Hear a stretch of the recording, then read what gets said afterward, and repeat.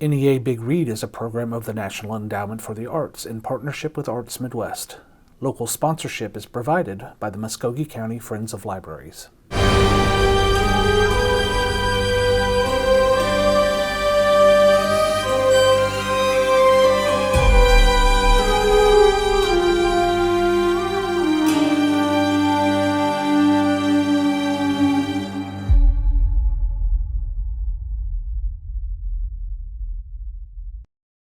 Hey everyone, Ms. Megan from the Columbus Public Library Teen Department here, and today is Mythology Madness. This year, our NEA Big Read title is Circe by Madeline Miller. This feminist retelling of the Circe myth has everything, from magic and witchcraft to romance and complicated family relationships. There are so many elements to choose from. Today you'll learn about some recently released young adult titles that relate to different elements of Circe's story.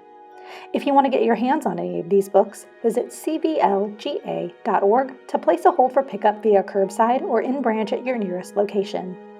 And because Circe was said to be knowledgeable of herbs and potion making, you'll learn how to start a simple herb garden using fresh herb cuttings from the grocery store and water, and how to make flavored water potions with them. Let's get started. Circe is a part of Greek mythology.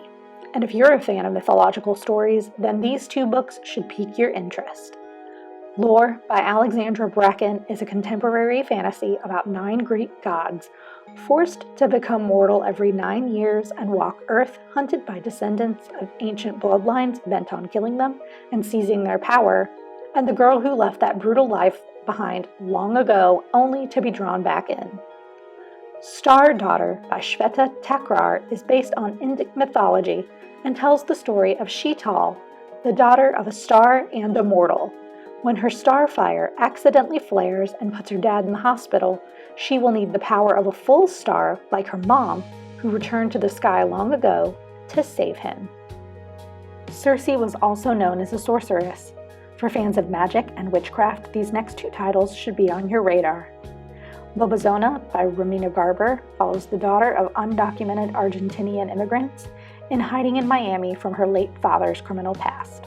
But when she is left on her own after her surrogate grandmother is attacked and her mother is taken by ICE, she discovers the world of Lobezones, or Argentinian werewolves, and her connection to them. If you're looking for a more practical guide, Cassandra Eason's The Young Witch's Guide to Magic is a great introduction.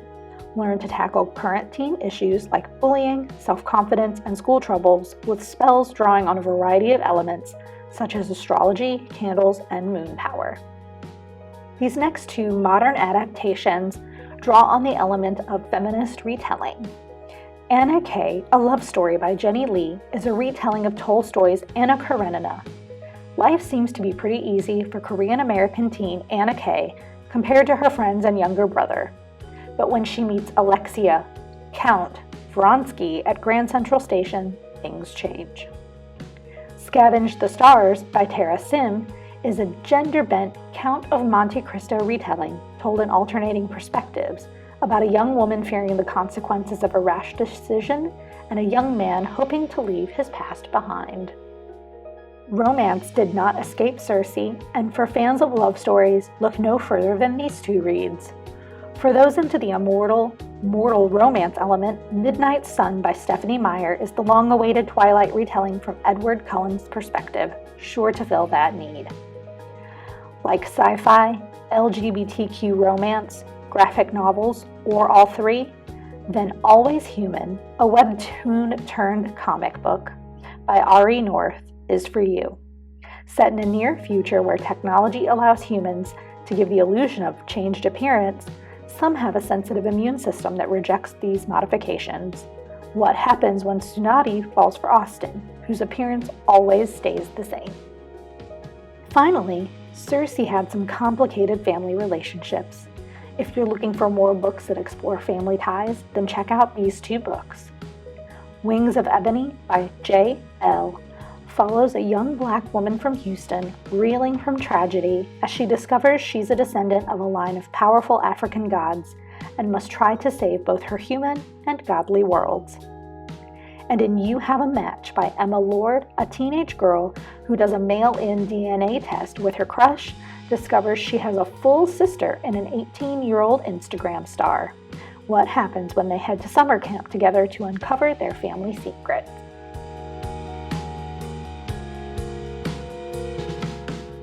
For your indoor herb garden, you'll need fresh herbs from the produce section of the grocery store, scissors, water, and a glass or bottle. First, add just enough water to a bottle or glass to cover about an inch of your herb stems. Next, trim the end of the cutting and make sure no leaves will be below the water. Place herbs in their own individual containers of water. Next, leave them on a sunny windowsill and watch them grow. Replace water every couple of days. Visit this website for more information on growing herbs using this method. To make your herb-infused potions, you'll need fresh herb cuttings, make sure to leave them whole, hardy fruit, and a pitcher of cool water. First, add water to your pitcher and slice your fruit. Next, add the sliced fruit and herbs. If you can, tie your herbs together with some kitchen twine. Step 3, let your pitcher set at room temperature for 2 hours, then place in the fridge overnight. Make sure to remove your fruits and herbs before drinking. Here are some yummy fruit and herb combinations to help inspire you in your potion making. For more great content, follow us on social media. We're at Chat Libraries on Facebook and YouTube and at CB Libraries on Instagram. I'm Miss Megan from the Columbus Public Library Teen Department, and thanks for joining me for What's New in Teen Lit, Mythology Madness. I'll see you next time.